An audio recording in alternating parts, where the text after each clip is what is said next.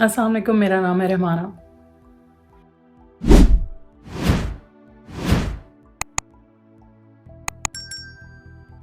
Imagine करें कि आपके हाथ में एक चाबी है और सामने 199 दरवाजे हैं और उस चाबी से ऑलमोस्ट एक भी दरवाज़ा ना खुले, तो आपको कैसा लगेगा? बिल्कुल कुछ ऐसा ही हाल है पाकिस्तानी पासपोर्ट का।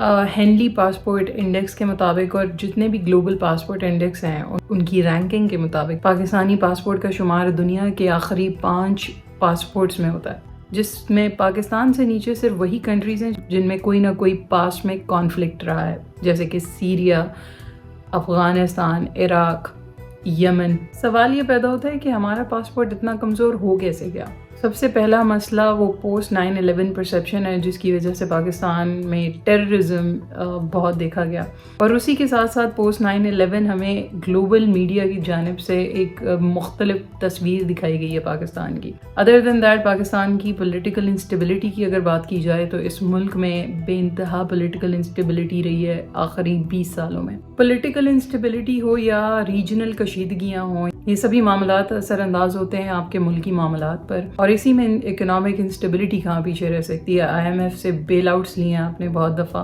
मुल्क की GDP की अगर बात की जाए तो रीजनल आप देखें तो पाकिस्तान की लोएस्ट GDP रही है बाकी ममालिक की निस्बत। और फिर आ जाते हैं सबसे मेजर इश्यूज़ जिनकी वजह से आपका पासपोर्ट दिन ब दिन मज़ीद वीक होता जा रहा है, और वो मेजर फैक्टर्स हैं over stay, fake documentation, illegal immigration और ह्यूमन ट्रैफिकिंग। 2022 में Shenzhen visa applicant rejection rate की अगर मैं बात करूँ तो Pakistan top of the list था। उसी के साथ साथ UK में जितनी भी वीज़ा एप्लीकेशंस रिजेक्ट होती हैं उनमें 40% पाकिस्तानी वीज़ा एप्लीकेशंस होती हैं। 2022 में अगर एक रफ फिगर देखा जाए इन रिजेक्टेड एप्लीकेशंस की वर्थ का, तो तकरीबन 5.2 मिलियन पाउंड स्पेंड हुए इन रिजेक्टेड एप्लीकेशंस पर। जहां 2019 में यूरोपियन नेशंस ने पाकिस्तान को फ्लैग कर दिया था कि इस नेशनैलिटी के लोग सबसे ज़्यादा असाइलम अब्यूज़ करते हैं, वहीं 2022 में हम देखते हैं कि तकरीबन 22,000 पाकिस्तानी नेशनल्स यूरोप फिर से चले जाते हैं असाइलम लेने के लिए, और इतनी बड़ी तादाद में से सिर्फ 6% लोगों की एप्लीकेशंस को एक्सेप्ट किया गया था, बाकी सब रिजेक्ट हो गए। सारी वो रीज़न्स हैं जिनकी वजह से मज़ीद स्क्रीनिंग बढ़ती जा रही है पाकिस्तानी एप्लीकेंट्स की, और उसी के साथ साथ यूरोपियन कंट्रीज़ के जितने भी वीज़ा एप्लीकेशंस पाकिस्तान से जाती हैं उनकी अगर आप पॉलिसीज़ चेक करें तो वो मज़ीद सख्त कर दी गई हैं। International organisation of migration IOM उनके मुताबिक 2022 में 40,000 इल्लीगल इमिग्रेंट्स ने पाकिस्तान बॉर्डर क्रॉस किया। ह्यूमन ट्रैफिकिंग एक बहुत बड़ी वजह है जिसने पाकिस्तानी पासपोर्ट पे एक बड़ा क्वेश्चन मार्क डाल दिया। ह्यूमन ट्रैफिकिंग का सबसे बड़ा केस या स्कैंडल जिधर ये देखा गया कि 12,000 अफगान नेशनल्स को फेक पाकिस्तानी पासपोर्ट्स इशू किए गए। अब चूंकि पाकिस्तान का रास्ता ईरान से होता हुआ टर्की और टर्की से यूरोप तक जाता है, तो ज़मीनी ह्यूमन ट्रैफिकिंग काफ़ी आसान है पाकिस्तान के ज़रिए। फेक डॉक्यूमेंटेशन लेकर इमिग्रेंट्स जाते हैं और वहाँ से फिर ये टर्की के रास्ते से यूरोप एंटर हो जाते हैं। अब चूंकि एक तरफ हम देख रहे हैं कि ज़मीनी रास्ता इस्तेमाल किया जाता है, पाकिस्तान का राउट यूज़ करके यूरोप तक जाते हैं लोग, उसी के साथ साथ गल्फ़ कंट्रीज़ की अगर मैं बात करूं तो ये वो ममालिक हैं जहां पर बड़ी तादाद में लेबर फोर्स पाकिस्तान से जाती है। इसी दौरान 2023 में एक टेम्परेरी बैन लगा देता है UAE पाकिस्तानी वीज़ा पर। इस टेम्परेरी बैन की अगर बात करूं तो गुज़िश्ता साल ये देखा गया कि कई सारे फेक वर्क परमिट्स के साथ लोग जा रहे थे UAE। उसी के साथ साथ माशाल्लाह से पाकिस्तान तहरीक इंसाफ के धरने देखे गए, और एक ऐसा मुल्क जहां पर इस तरह की कोई भी चीज़ अलाउ नहीं है, वहाँ पर जाकर ये अपनी पॉलिटिकल सेंटिमेंट शो करते हैं, सड़कों पर उतर आते हैं। ये एक बहुत बड़ी वजह बनती है कि आपके मुल्क के पासपोर्ट की क्रेडिबिलिटी ख़राब हो जाती है। वर्क परमिट स्कैम्स की अगर बात करूं तो यहाँ पर निचले तबके जिनके जो पढ़े लिखे नहीं हैं ज़्यादा, जिनके पास आसाइशें नहीं हैं, सहूलत नहीं है, एक्सेस नहीं है इंटरनेट की या किसी भी ऐसी रिसोर्स की जिसके ज़रिए वो एजुकेट हो पाएँ, तो ہم دیکھ رہے ہیں کہ کئی سارے فیک کنسلٹنٹس پاکستان میں دیکھے جاتے ہیں جو کہ اچھی بلی رقم لے لیتے ہیں ان لوگوں سے اور ان غریب لوگوں کو فیک رجسٹرڈ کمپنیز کے ورک پرمٹ دے کر UAE روانہ کروا دیتے ہیں۔ آپ UAE پولیس کی کارکردگیاں یہ دیکھیں کہ جو کام پاکستان میں ہونا تھا، جو ایجوکیشن ان لوگوں کو وہاں ملنی چاہیے تھی، وہ اب UAE پولیس کر رہی ہے۔ وہ ایجوکیٹ کر رہی ہے ان لوگوں کو کہ اس طرح کے فیک لوگوں پر اور ڈاکیومنٹس پر بھروسہ نہ کیا کریں، پوری ویریفیکیشن کے ساتھ انٹر ہوا کریں کسی ملک میں۔ یہ آرگنائزڈ کرائم UK میں بھی کیا جاتا ہے۔ پاکستان سے کئی اللیگل امیگرینٹس کو فیک ورک پرمٹ دیے جاتے ہیں اور پاکستان سے ان کو بھیج دیا جاتا ہے، لیکن وہاں جاتے ہی وہ ڈپورٹ ہو کر آ جاتے ہیں۔ یہ سارے مسائل تو الٹریسی کی وجہ سے ہیں، کیونکہ اس طرح کے کرائمز کا شکار وہی لوگ بنتے ہیں جو اتنے پڑھے لکھے نہیں ہیں، گاؤں قصبوں سے آتے ہیں، روزگار کمانے کے لیے وہ باہر جانا چاہتے ہیں، اور اگر صحیح طریقے سے کوئی پہنچ جائے ویزا انٹرویو کے لیے تو وہاں پر لو کانفیڈنس ایک بہت بڑی وجہ جو کہ انٹرویو میں فیل کرا دیتی ہے ان لوگوں کو۔ فیک ورک پرمٹ کی بات کر رہی ہوں تو ساتھ ہی بتاتی چلوں کہ 2021 کے اسکیم کے بعد اب FIA کی نظر رومینیا میں اللیگل امیگرینٹس کی طرف ہو چکی ہے۔ 8 مئی 2024 یوروپول پکڑتا ہے کئی سارے امیگرینٹس کو جو کہ رومینیا کے ذریعے آسٹریا، فرانس اور اٹلی جا رہے تھے۔ ایک طرف دیکھا جائے تو $4000 کا ورک پرمٹ ملتا ہے رومینیا کا۔ اس ورک پرمٹ کے ساتھ ساتھ، اس کی قیمت کے ساتھ ساتھ کوئی گارنٹی نہیں ہے کہ آپ بارڈر بھی کراس کر پائیں گے یا نہیں۔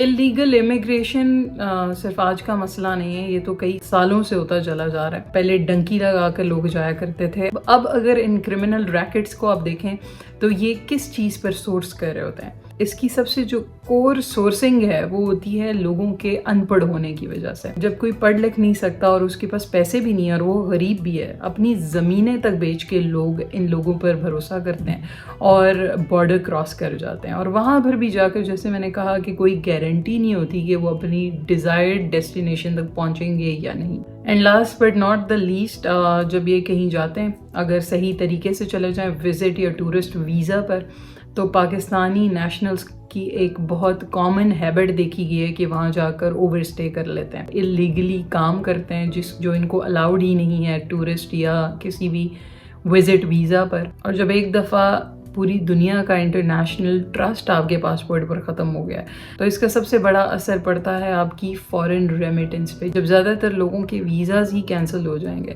تو نہ تو وہ باہر جا سکتے ہیں، نہ وہ باہر کی اپرچونیٹیز اویل کر سکتے ہیں۔ عوام کی الٹریسی، جہالت اور کم انفارمیشن ہونے کا سب سے بڑا کریڈٹ جاتا ہے پاکستان کی گورنمنٹ کو۔ لمیٹڈ پبلک ایجوکیشن ہے کسی بھی موضوع کو لے کر، تو پاسپورٹ کو لے کر شاذ و نادر ہی پاکستان میں کوئی کیمپینز ہوئی ہوں گی جس نے لوگوں کو کریکٹ ڈاکیومنٹیشن کی اہمیت سمجھائی ہے اور یہ سمجھایا ہے کہ کس طرح سے ان کی یہ سبھی حرکتوں کی بنا پر پاکستانی پاسپورٹ کی کریڈیبلٹی خراب ہوتی جا رہی ہے۔ پاکستان جو کہ لسٹ میں سب سے نیچے یا باٹم پر ہے اس وقت اگر کمپیئر کیا جائے جاپان کے پاسپورٹ سے جو کہ ٹاپ 5 کنٹریز میں آتا ہے۔ 2006 سے ہی جاپان کا پاسپورٹ بایو میٹرک تھا، ساتھ ہی ساتھ micro printing, holograms, water marks, integrated circuit IC chip استعمال کی جا رہی ہے اس وقت جاپان کے پاسپورٹس میں۔ اگر ان کی ڈاکیومنٹیشن کی بات کی جائے تو بہت ہی اسٹرکٹ ڈاکیومنٹیشن پروٹوکولز ہیں،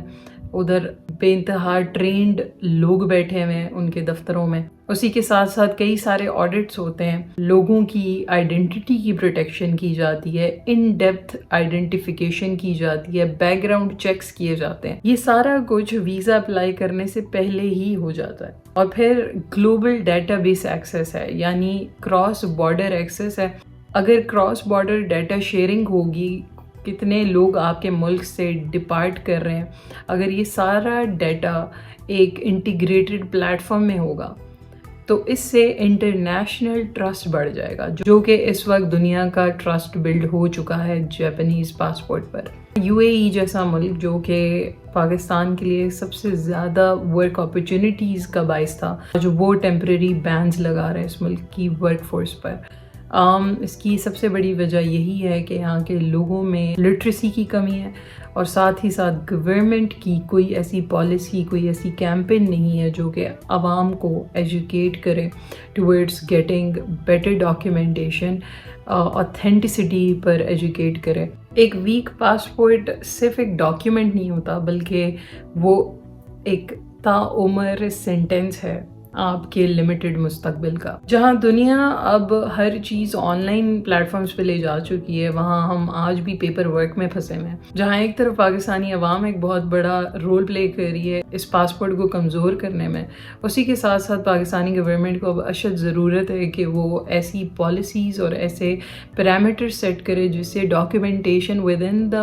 بارڈرز اچھی کی جا سکے، اور ساتھ ہی ساتھ اینٹی فراڈ پیرامیٹرز مزید انسٹیگیٹ اور انٹیگریٹ کر سکے۔ ایک کلیکٹیو ایفرٹ کے ساتھ ہی شاید الٹیمیٹلی ہم اپنے پاسپورٹ کی رینکنگ بہتر بنا پائیں گے۔ اور آپ کے اوپینین میں اگر اس کے علاوہ بھی کوئی سولوشنز ہیں تو کامنٹس میں ضرور شیئر کیجیے گا۔